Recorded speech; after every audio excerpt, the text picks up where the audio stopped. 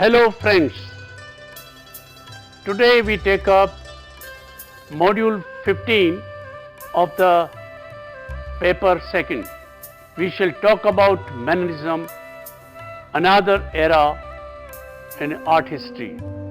Our objectives are acquaint about Mannerism, understand its manifestations in various parts of Europe, critically appreciate the works of art of the Mannerist style.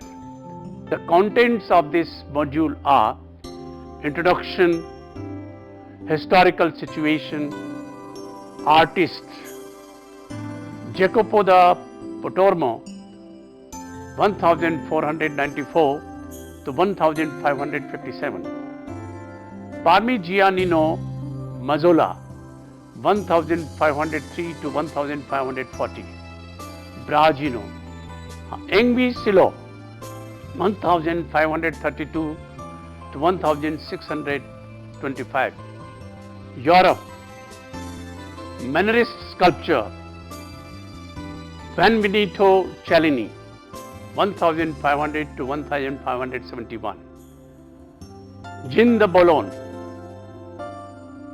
Giovanni Bologna, Mannerist architecture, Counter-Reformation, Tintoretto 1518 to 94, Veronese Paolo Carrieri 1528 to 1588. Introduction. Let us get back to Italy. From the north of Europe, after Raphael died in 1520, many new developments in art happened in Italy. The most significant of them was Mannerism. It lasted till 1580 in Italy, after which the Baroque period took over. In the rest of Europe, it continued to dominate the art scene well into the early 17th century. It is a tedious task to characterize Mannerism. It happened at the same time as the Protestant Reformation and the Catholic Counter-Reformation, and expresses the extremes of the time. It is derived from an Italian phrase manner of the antique. It is said that it is a step further from the harmonious ideal of the Renaissance. Known for its intellectual sophistication as well as its artificial as opposed to naturalistic qualities, Mannerism favors compositional tension and instability rather than the balance and clarity of earlier Renaissance painting. It is known for its technical accomplishment, but also for its formulaic, theatrical, overly stylized work, and is characterized by a complex composition with muscular and elongated figures in complex poses. Mannerism in literature and music is notable for its highly florid style and intellectual sophistication. It is also the bridge between the idealized style of Renaissance art and the dramatic theatricality of the Baroque. Historical situation. Charles V and Francis I carried out the sake of Rome in 1527 and reinstated a very weak pope. Artists left the ruined city and it lost the artistic vitality, obviously. During the 16th century, in the climate of upheaval within the church and the Protestant challenges to its authority, humanism seemed to pose a greater threat than it had in the 15th century. Notions of the primacy of man were replaced by a harsh view of nature and Copernicus' change in the conception of the world that was also influenced by the discovery of new continents and countries. Emphasis was placed on God's role as judge and on penalties for sin rather than on the possibility of redemption. Besides splitting Europe into two religious camps, the Reformation and Counter-Reformation, also called the Catholic Reformation, had fundamental effects on art, artists and patrons. Painters and artists lost faith in concept of harmony and felt that it was no longer possible to illustrate a world based on equilibrium since all previous notions were shattered. The quest for a new pictorial language gave way to more artificial and less naturalistic means than Renaissance painting. This exaggerated idiom is typically associated with attributes such as emotionalism, elongated human figures, strained poses, unusual effects of scale, lighting or perspective, vivid, often garish colors. The subject matter of Mannerist painting and sculptures ranges from the mystical to the lascivious, and Mannerist architecture is a synthesis of new formal combinations. In contrast to the dominate of papal patronage during the High Renaissance, Mannerism was a style of the courts. It appealed to an elite, sophisticated audience. Mannerist subjects are often difficult to decipher, and their iconography can be highly complex and obscure, except to the initiated. They may also be self-consciously erotic. Artists.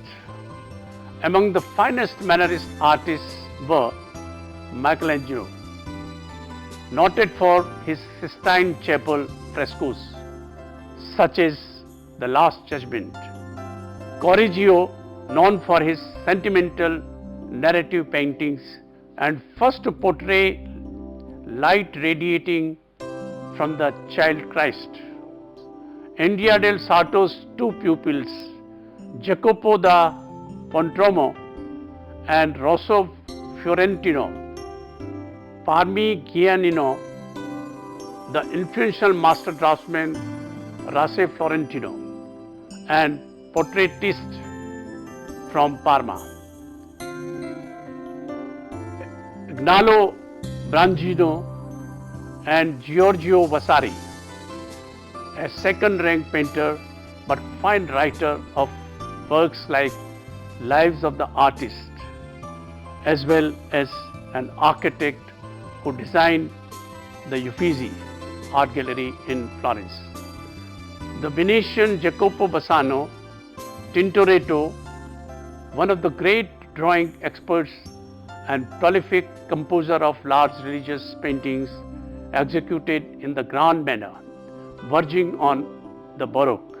Federico Barocci, the pious religious painter active in Urbino and central Italy.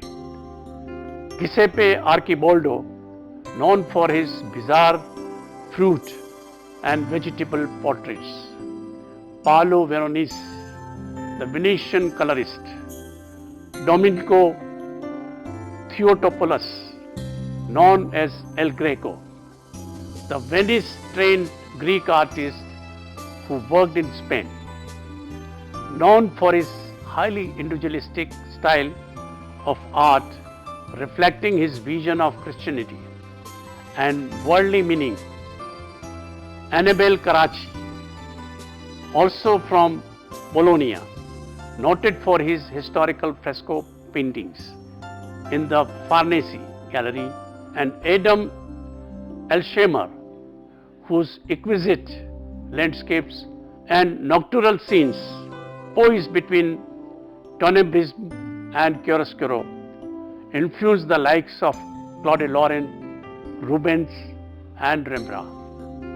Mannerist sculpture was more expressive than its Renaissance predecessor and is exemplified by sculptors such as Gaia Bologna, Benvenuto Cellini, Alonso Berruguete, Juan de Juni, and Francisco Primitico, Jean Guzon, Germain Pilon, Barthélemy Prior,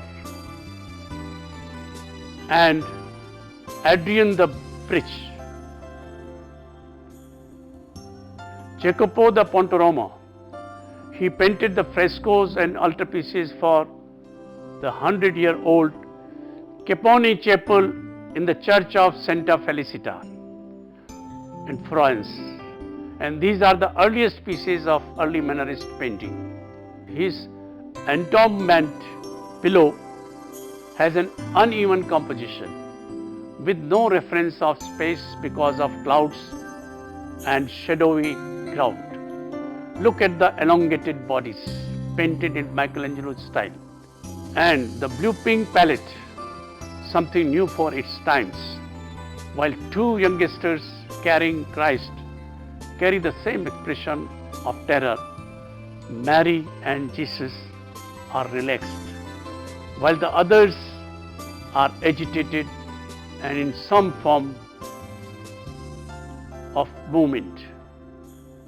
Parmigianino, 1503 to 1540. He worked in Parma, Rome and Bologna, and his career was fraught with conflicts and lawsuits. In this unfinished painting, look at the odd spatial juxtaposition and non-classical proportions that are typical of Mannerism. The Madonna has a long neck and the figures in the foreground are short from the waist up and long from the waist down. This creates a typical Mannerist figura serpentinata. Her dress is in metallic color and not the usual blue. The pose of the baby Jesus is suggestive of his death pose. Look at the composition, in which many angels crowd the left side, suggestive of compositional inequality. The prophet in the right below is also an example of no spatial logic. Brogino, a generation after Parmigianino, Morangino was patronized by Medici.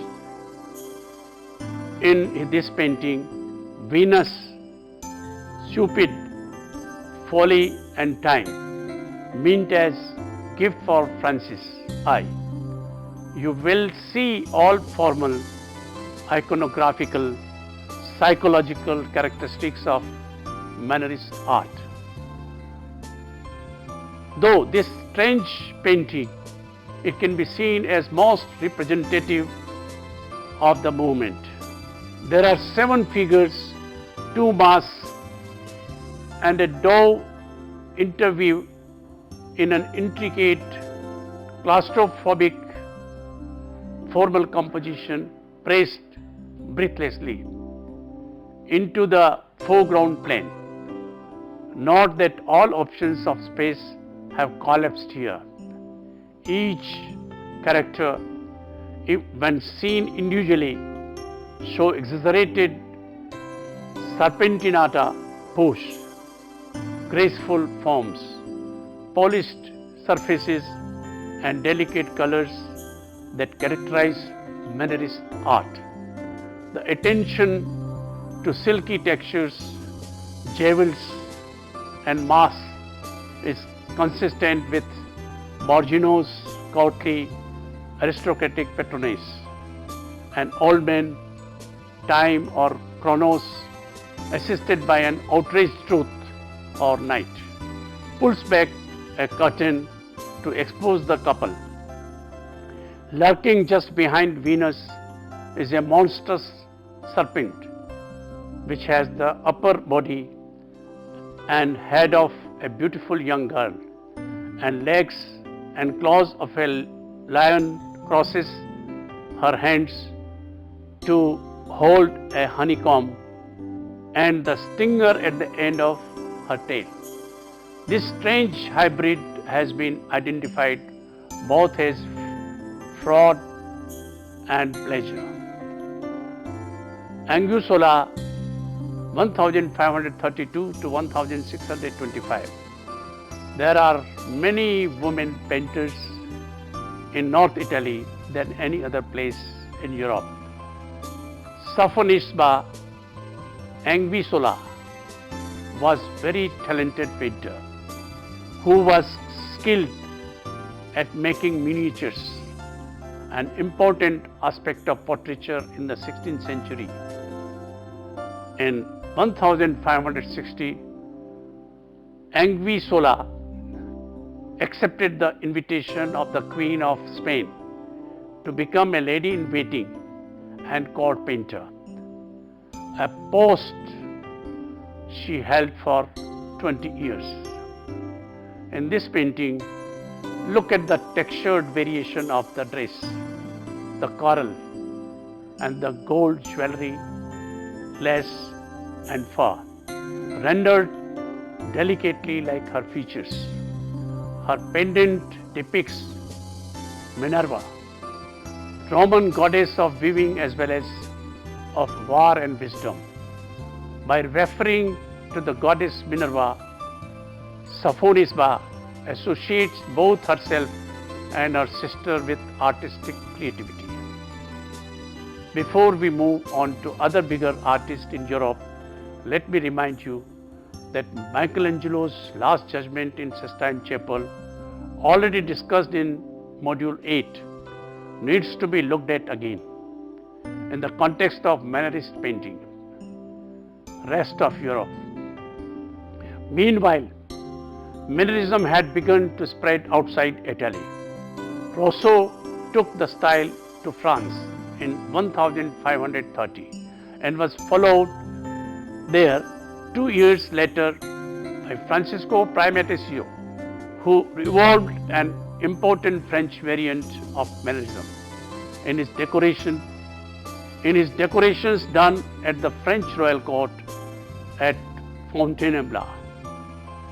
Mannerism was transplanted and disseminated throughout Central and Northern Europe around mid-century through large numbers of engravings of Italian paintings and through the visits of northern artists to Rome to study. Bartholomeus Spranger and Heinrich Golgius, Hans von Achim, became important Mannerist painters, although the Dutch cities of Haarlem and Amsterdam became centers of new style. The most ambitious patronage was practiced at Prague by the Emperor Rudolf II. Spranger and others who worked for Rudolf evolved a rather bizarre and exotic Mannerism that occasionally degenerated into the merely grotesque and inexplicable. Look at some of his works.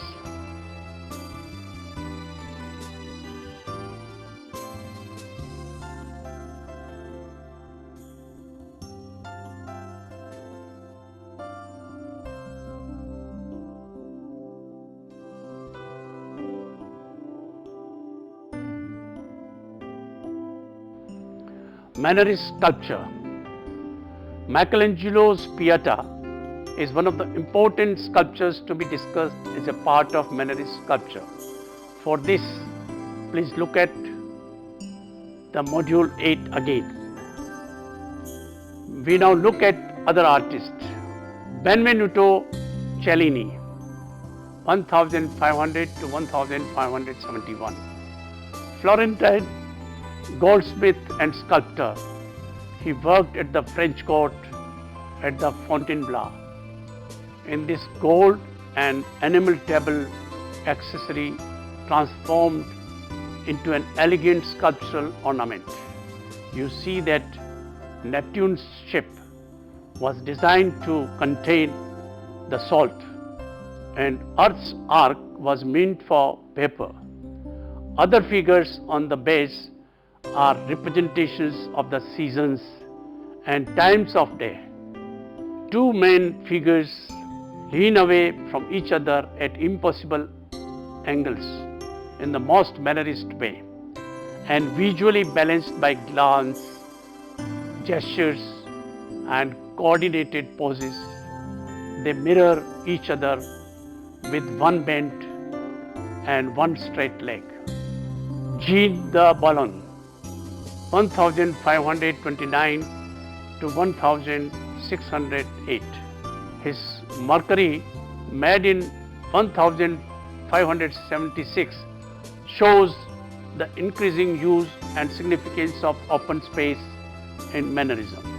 As he flies swiftly forward, his left foot is balanced on a breath of air blown by the detached head of a wind god. Mercury stretches upward, opening up a variety of spaces bounded by curves and diagonals, which enhance the sense of motion. Compared with the bronze David's Donatello and Verrocchio, this sculpture can be seen from multiple viewpoints, for the difference between the front view and the side view is considerable. Gaio Bologna has used the expanded formal movement and taste for virtuosity that are characteristic of Mannerism to convey an impression of swiftness and flight. Mannerist architecture. The most significant architecture of this period was by Andrea Palladio. He combined elements of Mannerism with the ideals of the High Renaissance. He also wrote 4 books of architecture, one of the first Western architectural treatises. He studies Roman ruins and was interested in Pythagorean philosophy, relating musical ratio to harmony of the universe. He also published an illustrated edition of Vitruvius in 1556.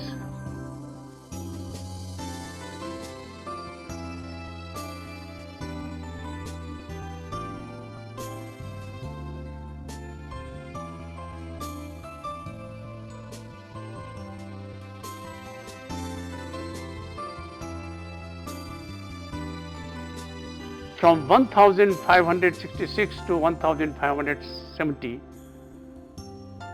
Palladio built the Villa Rotonda near the northern Italian city of Vicenza for a Venetian cleric.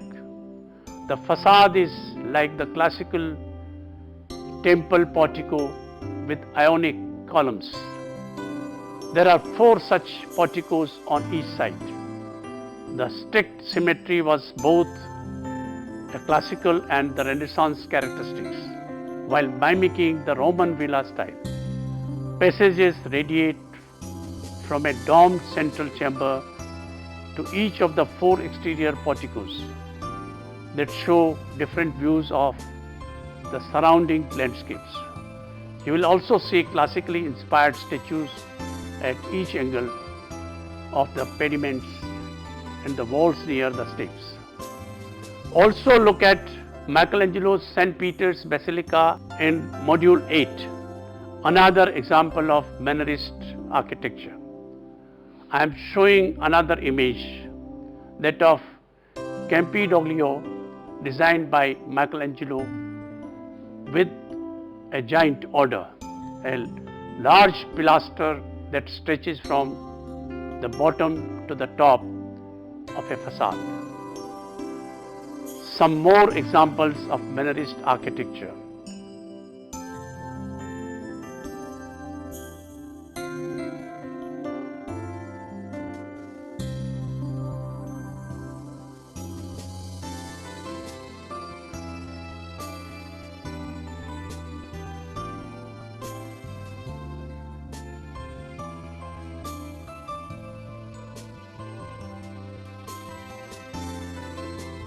Before we move further, let me talk a bit about Counter-Reformation.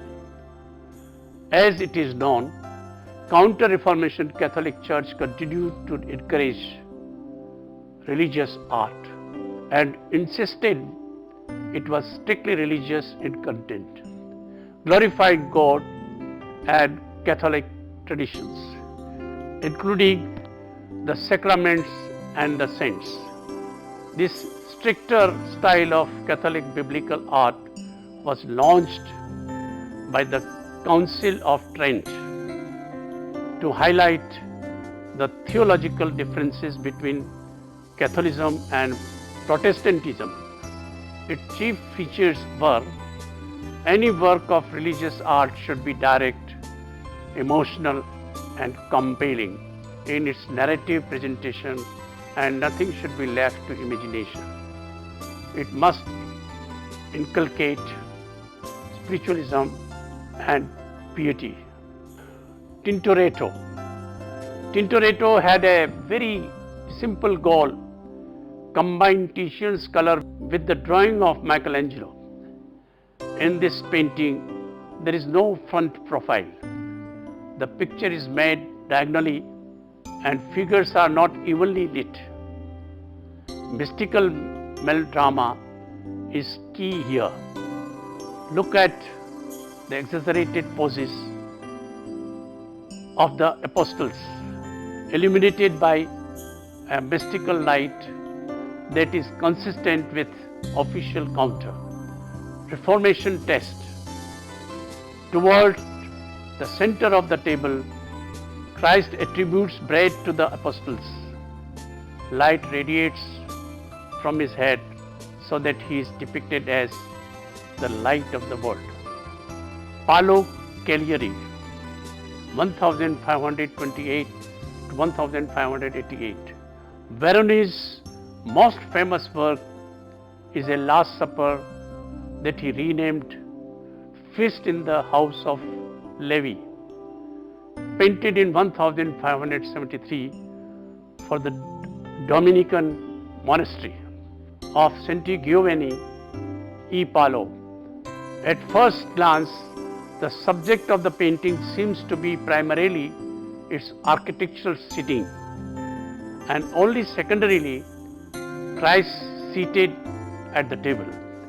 When the Inquisition objected to his naturalism and ordinary people in the picture and asked him to change some parts, he changed the title.